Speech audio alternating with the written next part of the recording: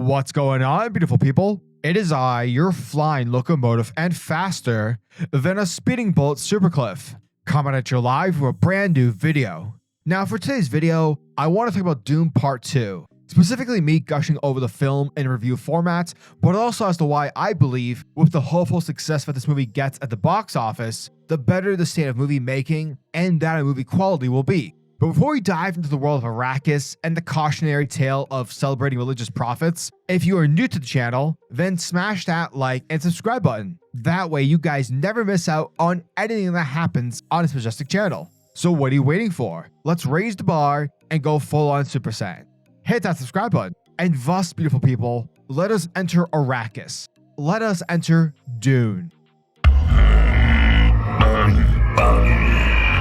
Let's get this party started. Dune Part 2 is the follow-up to 2021's Dune Part 1. Once more, the film is directed by the great Denis Villeneuve, and basically Dune Part 1 and Part 2 culminate the entirety of FrankHerbert's original Dune book. Now, spoilers for Dune Part 1, and a quick summary for Dune Part 2. Following the destruction of Timothée Chalamet's character PaulAtreides' family, House Atreides, Paul, along with his mother, Lady Jessica, must seek sanctuary with the Fremen people, while seeking revenge against House Harkonnen, the rival house that destroyed his. Paul is faced with a choice, one between the love of his life, Chani, and the fate of the entire universe. Right off the bat, I'm just going to start off by saying that this movie is a masterpiece. The hype behind this movie is not the same as it was for The Flash. The movie is actually good, and you don't need Tom Cruise nor Stephen King to tweet and tell you otherwise. The movie is fantastic and it does so many things well. When it comes to Dune Part 1, I love that movie. The cinematography, the themes of religion, whether or not we should put all of our fate into one Messiah-esque figure, the political intrigue, the characters, it's all there. However, a complaint made for the first film was that it was boring. There's a lot of scenes where people are just talking, a lot of exposition as to what the world of Dune is all about, and also the way in which Denis filmed and executed the story.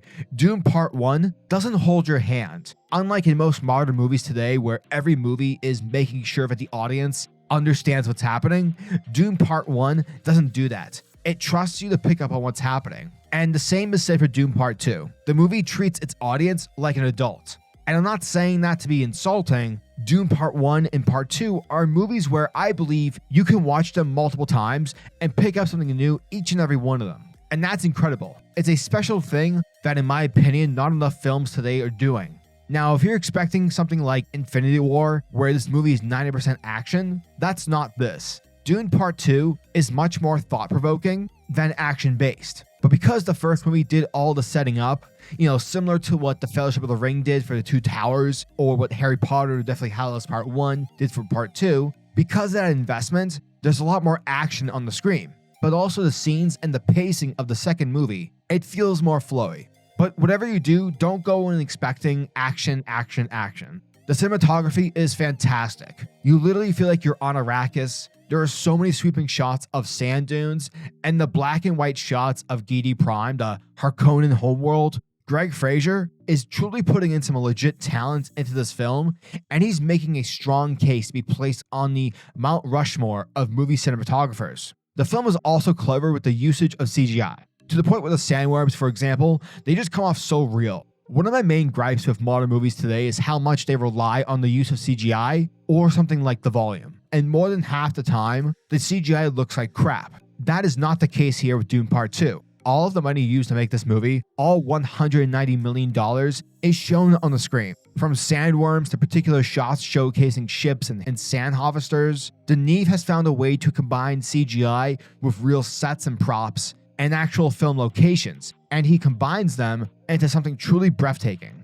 I used this as a comparison the other day, but essentially Dune Part 1 is Uncharted Drake's Fortune. It sets up the lore, the characters, the dynamics, along with its gameplay. But in terms of Dune Part 2, it's Uncharted 2 Among Thieves, where it takes what you know about the Uncharted 1 game, but dials it up.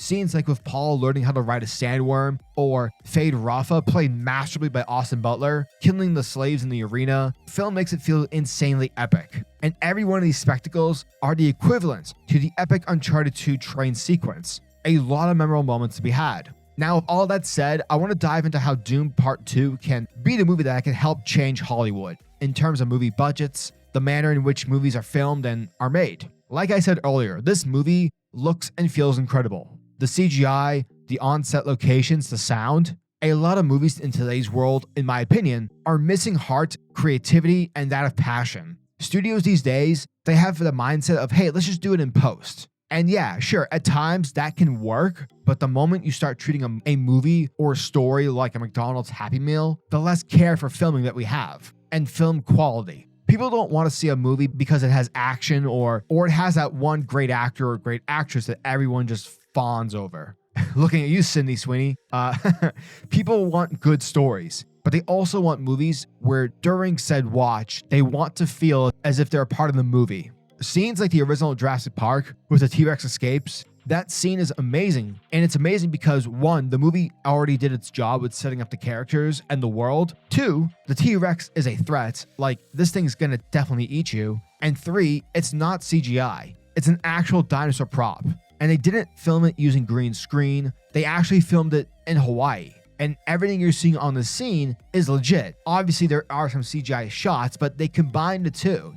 Dune 2 is a movie that takes you away from the real world, and it doesn't treat you like an idiot. From bombastic action, funny comedy bits to happy endings, the movie does none of that. It doesn't fall into the trappings of cliche. The movie doesn't care about pleasing everyone. Dune Part 2 is a movie that has a theme and a message, and it's delivering that theme and message through a science fiction lens. My hope is that this movie makes a ton of money, and in doing so, tells the studios that every Marvel movie doesn't need a third act action sequence. Not every Star Wars movie needs to be shot in the volume. Movies like Dune Part 2, Godzilla Minus One, Oppenheimer, and heck, even Barbie. I don't care what any of you say. Despite me not liking that movie, Barbie looks incredible. Anyways, it will showcase and remind people that films can be made with creativity, and that not everything needs green screen or the volume. All it takes is planning and trust towards the story. Overall, go see Dune Part 2. Studios only listen to money. If you pay money to see Dune Part 2, that sends a message of what people want, and it allows other movies to take chances. So yeah, Dune Part 2 is amazing, and I cannot wait for Dune Part 3, whatever they decide to call it. Until then, I cannot wait for DuneMessiah. So yeah, as always, I'm your majestic say over at SuperCliff, and if you guys are new to the channel, then do me a solid by smashing that like and subscribe button, and also the notification bell so you'll never miss out on an upload, and so you'll always be kept up to date with your favorite top tier Dune content and or the happenings of Dune and this Dune-esque world. Now tell me, what are your thoughts and opinions? Have you guys seen Dune Part 2 yet? Are you a fan of Dune? What are your thoughts on DuneMessiah? Let me know down in the comment section below. And until the next video, peace. Giggity goo.